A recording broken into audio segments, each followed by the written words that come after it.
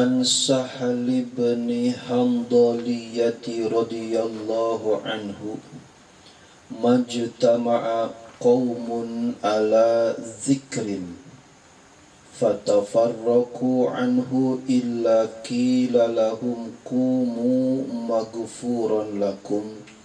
Rawahul Hasan bin Sufyan haditsun hasanun. An Sahal bin Handaliyah diriwayatkan dari Sahal bin Al-Handaliyah radhiyallahu anhu, yang mana redaksi di dalam periwayatan hadisnya majtama'a qaumun ala zikrin fatafarraqu anhu illa qila lahum qumu maghfuran lakum. Ada esensi dan ada konsekuensinya.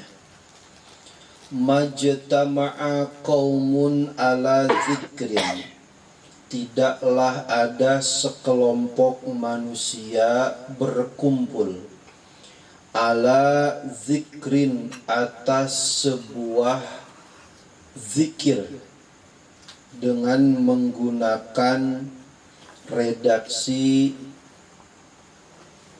isimnya bukan isim ma'rifat tetapi isim nakiroh bisyagil am, dengan umum, yang mana tidak disebutkan zikir di sini apakah zikir ilmiah, apakah bukan ilmiah, apakah zikirnya sir atau dengan jahar, apakah zikirnya zikir batin atau zikir zahir, apakah ilmi, apakah amali. Semua mencakup, alias bahasa milenialnya komprehensif.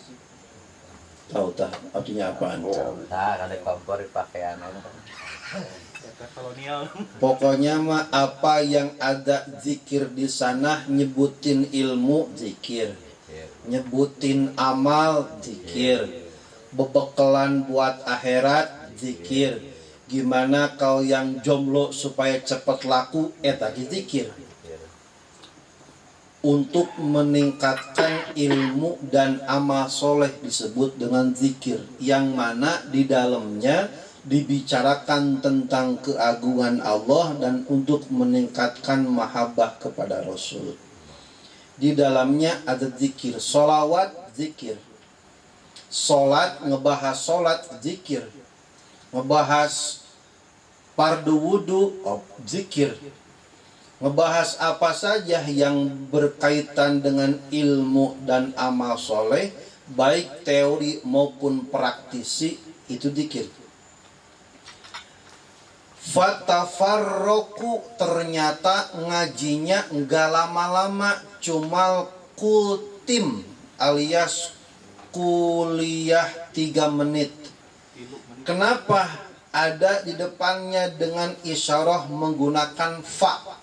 Fatafarroku, terus bubar,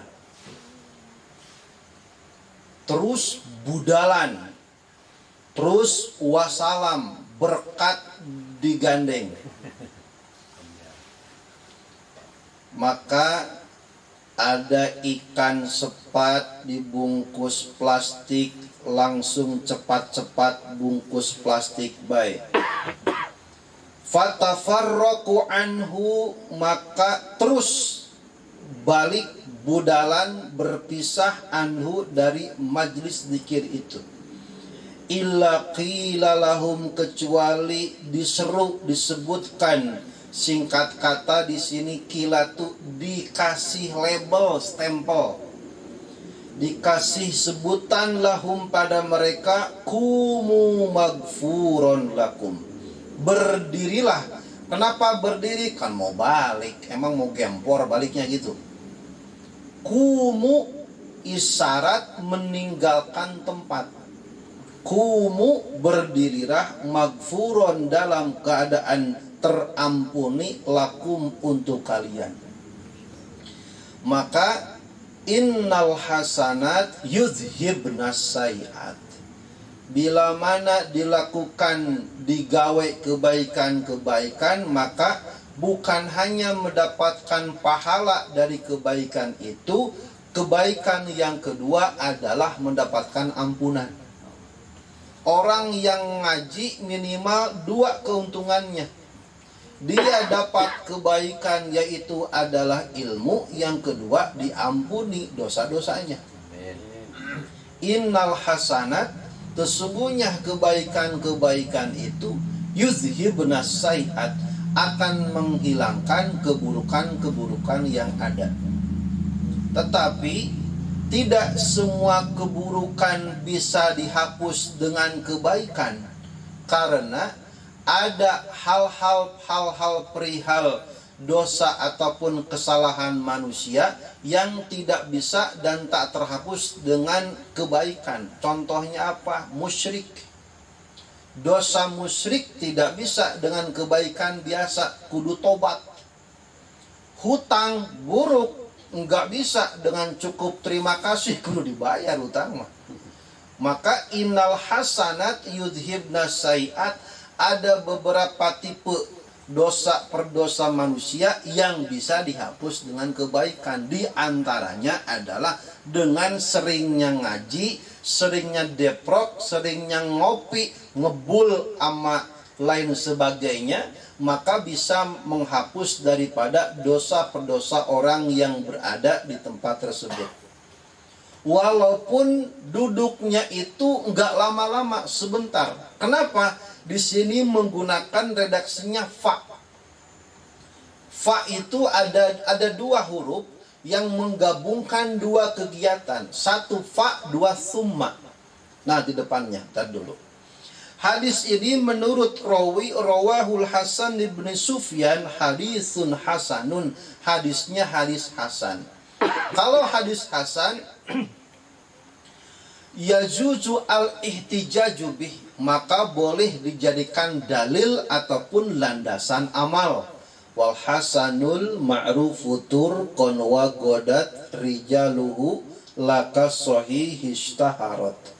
Sebenarnya hadis hasan itu selevel sekelas dengan hadis sahih. Cuman rawinya hadis hasan itu rawinya terkena cuman tingkat lokal, kurang masyhur, tidak seperti rawi-rawinya hadis sahih. Selanjutnya an Jabir radhiyallahu anhu. Redaksi hampir mirip tetapi ada esensi dan konsekuensi yang lain. Majtama'a qaumun tsumma tafarraqu an ghairi dzikrillah. Majtama'a qaumun, tidaklah sekelompok manusia berkumpul, tsumma tafarraqu, lalu kemudian tuh. Kalau yang pertama menggunakan fa, fatafarraqu, kalau di sini tsumma tafarraqu. Bedanya gimana? Nah, bedanya begini. Kalau menggandengkan 2 kegiatan, 2 perbuatan dengan menggunakan fa, artinya adalah littaqib. Dizikri tartib wa ta'kib. Tartib wa ta'kib. Artinya tidak ada jeda antara 2 kegiatan itu. Ini sebentar jedanya. Maka majlis yang pertama, walaupun kebagian ujungnya doang, umpamanya kebagian doanya doang, pas datang dia mah doa berkat dapat, gitu. Fatafarroku, duduk umpamanya acara nggak lama-lama, fatafarroku terus budal. Pemahaman yang kedua, umpamanya dia telat, datangnya belakangan, ujung pas duduk lampu amin baik, amin, berkat dibagiin pulang, begitu ya ada.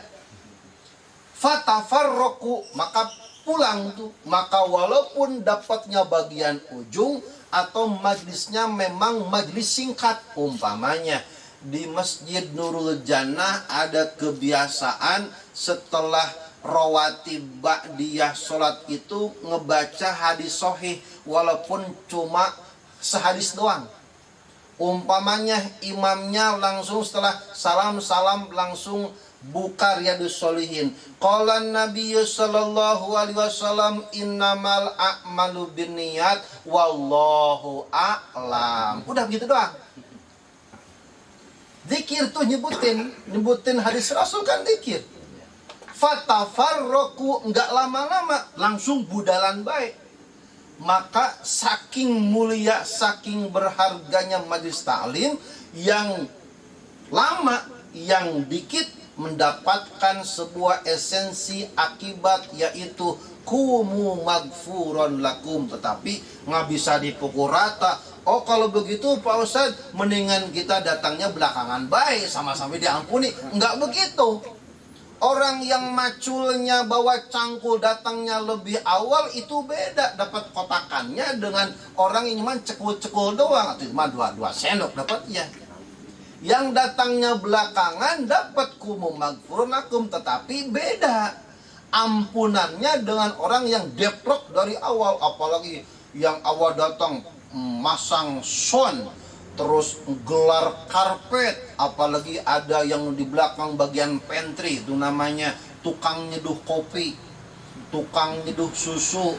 Maklum kiai sama ustadznya beda-beda. Ada juga yang nyeduh air bening doang, kan bolak-balik capek itu.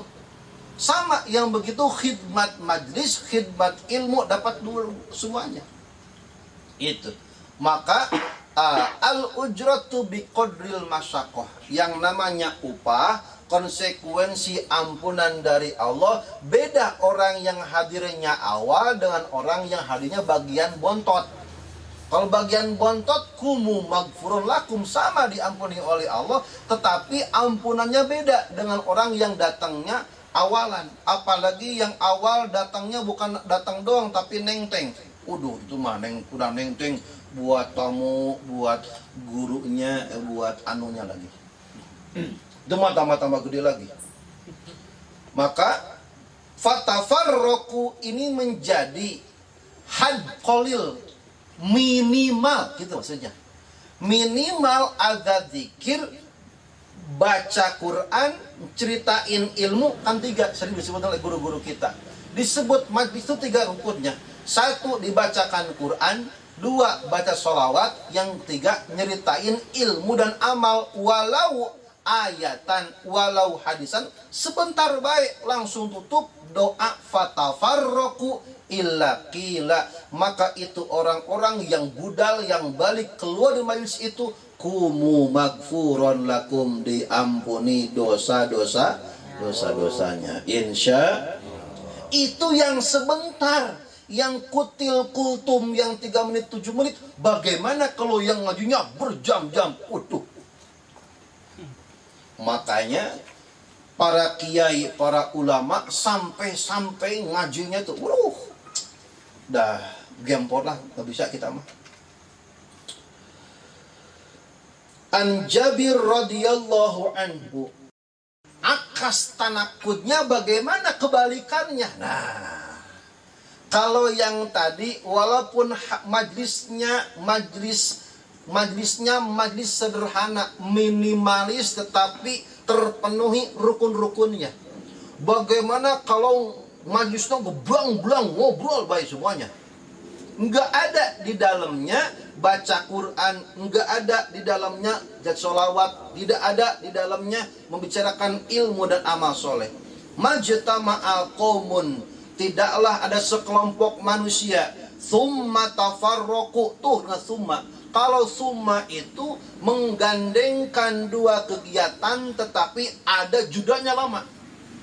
Ada orang kumpul setelah 2 jam kemudian baru bubar. Nah, summa tuh. Setelah 4 jam kemudian baru bubar. Ngapain? Ngapain kumpul-kumpulnya? Walaupun majlisnya majlis laghaw, majlis sia-sia, lama berjam-jam, tetapi di dalamnya tidak ada dilantunkan ayat suci, tidak ada sholawat Nabi, tidak ada pembicaraan ilmu dan amal, bubar-bubar baik. Umpamanya an ghairi zikrillah, tanpa ada pembicaraan tentang keagungan dan kemuliaan Allah Subhanahu wa taala. Satu tuh. Wassalatin nabi, dan tidak ada salawat nabi. Menyebutkan membaca Quran gak ada, salawat kagak ada. Illa qamu, konsekuensinya orang-orang yang cuma deprok duduk berjam-jam di dalam duduk majlisnya tanpa baca Quran, tanpa salawat. Illa qamu, kecuali mereka hanya bertengger, mereka hanya berdiri. Antana min jipatin, lebih bau, lebih busuk daripada bangkai. Kenapa? Sia-sia. Kenapa? Berarti majlis sebentar-bentarnya saja, bila mana disebutkan sholawat Nabi, dibacakan ayat Allah, dibicarakan ilmu, wangi tuh majlis. Kebalikannya, tapi kalau majlisnya berjam-jam, tahu ngebahas apaan itu berjam-jam? Enggak ada ayat sucinya, enggak dibacain ayat Quran, enggak dibacain sholawat Nabi. Ini mah bercurhatan dari mulai jam 11 sampai subuh, kagak ada boro-boro kecurhatan. Kita sholawat dulu, shollu ala Muhammad, curhat kagak ada. Nggak jadi selangkangan. Gak ada begituan. Nah, kalau cuman nongkrong doang, duduk doang, bagaimana hukumnya? Al aslu fil asya al ibahah, boleh baik. Tapi konsekuensinya para ulama, walaupun boleh, ada konsekuensinya. Konsekuensinya apa? Kalau sudah melewati batas, bukan mubah lagi. Kenapa di dalamnya tidak dibacakan ayat Al-Quran tanpa sholawat Nabi? Illa qamu, konsekuensinya mereka bubar, mereka pulang ke rumah masing-masing, berdirinya antana min jipatin, lebih busuk, lebih bau daripada bangkai. Berarti kalau majlis, sekecil-kecilnya majlis, sebentar-bentarnya majlis, dibacain Quran, dibacain sholawat, ngajinya dikit, maka dihadiri oleh para malaikat. Kalau malaikat senangnya yang wangi-wangi. Nah, kalau nggak ada baca Quran, nggak ada sholawat, yang datangnya genderuwo. Kalau genderuwo, baunya busuk. No, begitu. Kalau nggak ada Quran, nggak ada sholawat, yang datangnya ngundang para malaikat. Malaikat datang wangi. Karena apa? Membawa rahmat dan sakinah maghfirah kepada orang yang ada. Tapi kalau nggak ada ayat Quran, nggak ada sholawat, yang datangnya jin, iblis, genderuwo, datang. Maka bau antana min jipatin. Apalagi kalau udah ngomongin orang lain, buka-buka rahasia, payah-payahin orang. Apalagi kalau udah, dia mau, kita punya teman payah banget dari dia, payah-payahin tuh. Orangnya nggak ada, kita sebut-sebutin gibah. Namanya gibah kan lebih busuk daripada makan bangke. Tuh antana menjipatin, majlis bangke. Nah, kalau pengajian orang baca Quran, baca sholawat, udah dapat ilmu, berarti pulangnya dia ke rumah dalam keadaan wangi. Kalau wangi bawa berkat dan berkah. Tuh wangi. Tapi kalau enggak baca Quran di tempat majlisnya, enggak ada sholawat, enggak ada pembicaraan ilmu, maka jangankan wangi, magdub, dibenci oleh Allah Subhanahu wa ta'ala. Kenapa? Karena dia duduk, yang hadirnya bukan para malaikat, tetapi antek-anteknya iblis dan setan laknatullah alaih. Kenapa demikian? Karena menurut analisa para ulama, bila mana disebutkan dan dibacakan ayat Quran sholawat, maka malaikat turun. Malaikat itu tercipta daripada nur cahaya. Yang namanya cahaya itu tidak akan berkumpul, setan sama malaikat nggak bakal kumpul. Alias seperti halnya air sama minyak nggak bakal ada. Maka di dalam hadis yang lain, kalau ada yang adzan, maka setan ngeprit wa alaihi durot, prot kentut. Tuh. Kenapa setan setan menjauh ketika adzan, karena ketika dikumandangkan adzan turun para malaikat. Jika malaikat ada, setan minggat. Oh, kenapa kalau di majlis dibacain Quran, dibacain sholawat, yang hadir malaikat? Kalau malaikat hadir, setan kagak ada. Kenapa demikian? Karena unsur daripada kimiawi daripada malaikat itu adalah cahaya, disebutkannya pun sinar ultraviolet. Sementara setan adalah infrared, panas. Nah, infrared itu menurut senyawaan kimia dalam fisika, infrared itu akan hilang, akan lenyap dengan sinar ultraviolet. Kalau setan nongkrong, malaikat datang, kalah tuh setan. Tetapi kalau yang geroyoknya iblis, setan, genderuwo, malaikat nggak bakal mau datangnya. Majlis pun demikian. Nah, tergantung kita mau ngundang sinar ultraviolet malaikat yang membawa keharuman, atau setan, iblis, dan dedemit dan antek-anteknya yang membawa kejahatan dan sumber-sumber kemaksiatan. Maka di sini illa qamu an antana menjipatin, lebih busuk daripada bangkai, laknatullah alaih. Rawahu at-Tayalisi wal Baihaqi wadhiya, hadisun sahih. Tuh, levelnya lebih tinggi daripada yang tadi. Kalau yang tadi hadisnya hasan, tetapi ini sahih.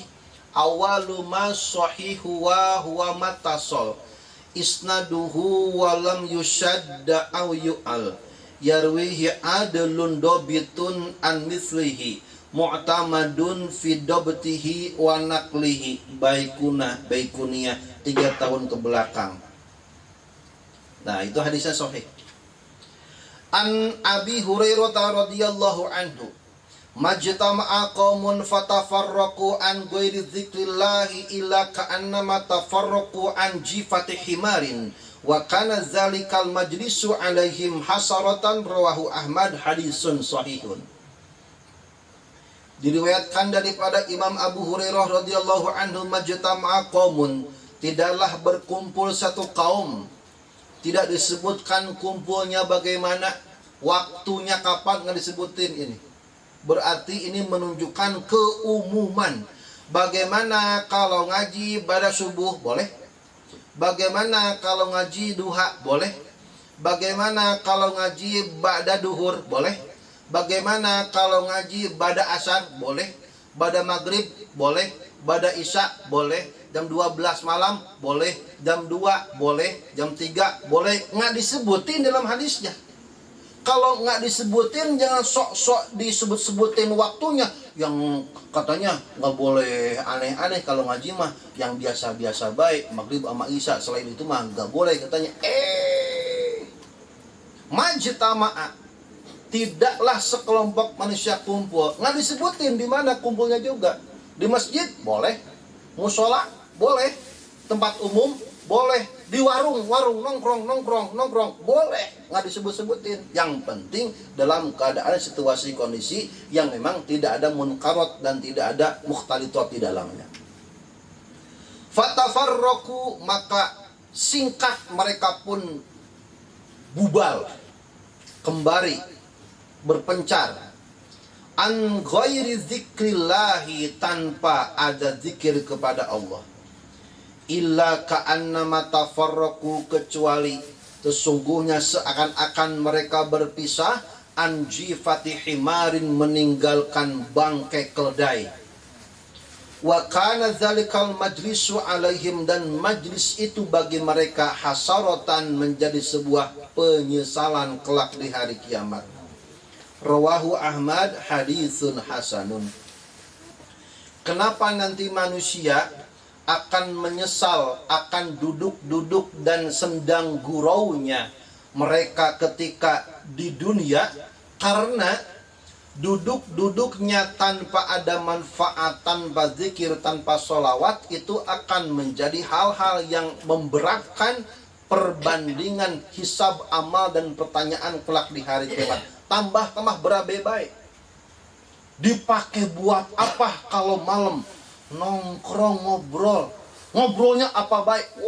Ditanya.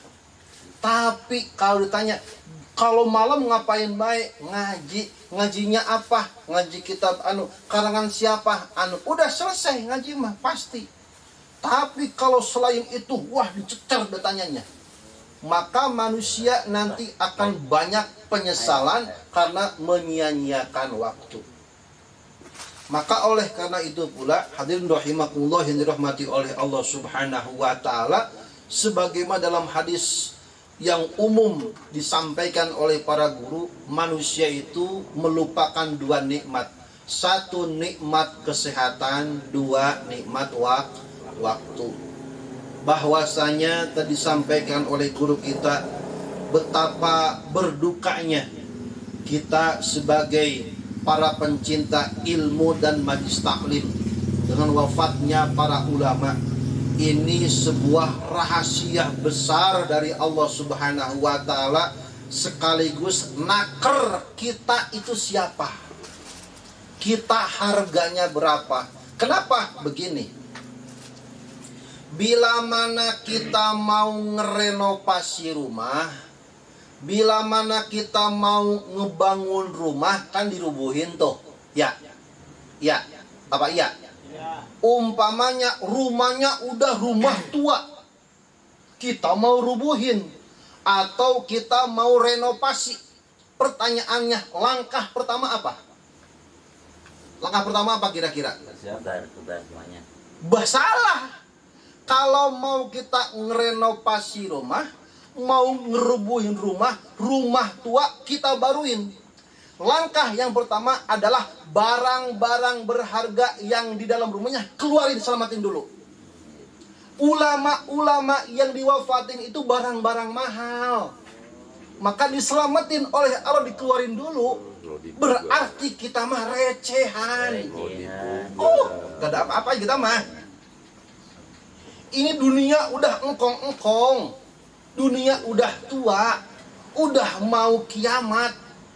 Maka bagaimana menyelamatkannya Allah? Maka barang-barang berharganya, barang-barang yang mahalnya diselamatin dulu, dikeluarin dulu. Supaya apa? Supaya gak kena rusak, gak kena debunya. Dikeluarin dulu, diperenin. Nah, yang di dalam mah runtah, sampah, bececekan, recehan, biarin baik. Kita itu mah. Dah. Kira-kira benar apa benar ini? Benar. Ya, begitu ya. Kira-kira ya. Begitu. Nah, begitulah skenarionya Allah Subhanahu wa taala. Bagaimana cinta kasihnya Allah kepada para kekasihnya, ada caranya. Allah Maha Sayang, Allah Maha Rahman, dan Allah punya cara bagaimana mengekspresikan sayang dan cintanya kepada hamba-hamba pilihannya. Kalau melihat pandangan kita, waduh, sedihnya minta ampun. Sedihnya kalau kita, kalau pakai kacamata kita. Kalau pakai kacamata yang lain mah, mudah-mudahan keadaan sekarang alam yang berbeda. Para ulama, alim ulama yang sudah Allah wafatkan berada pada tempat situasi kondisi yang lebih nyaman daripada dunia ini. Kenapa? Udah tua dunianya, udah batuk-batuk baik, udah beser-beser baik, udah goyang-goyang baik, dikit-dikit gempa, goyang-goyang baik. Dikit-dikit beser, banjir baik. Dikit-dikit bocor meleduk baik. Udah tua namanya juga. Kalau udah tua, ngepereninnya biayanya gede, maka nanti mau direnovasi atau mau dirubuhin. Nah, sebelum itu diselamatkanlah barang-barang berharga di dalamnya. Maka di antara jaminan baginda Rasul Muhammad SAW, sebelum hari kiamat seluruh umat mukmin dan muslim akan diwafatkan. Kenapa? barang berharga, barang mahal diselamatin dulu sebelum rumahnya dirubuhin. Mudah-mudahan baik kita mah siap kagak siap, mau tidak mau, kalau udah ajal udah datang, Ijrail udah nyamperin kita, yang penting mah dalam keadaan membawa iman Islam, wafat husnul khotimah. Demikian akhirul kalam. Wassalamualaikum warahmatullahi wabarakatuh.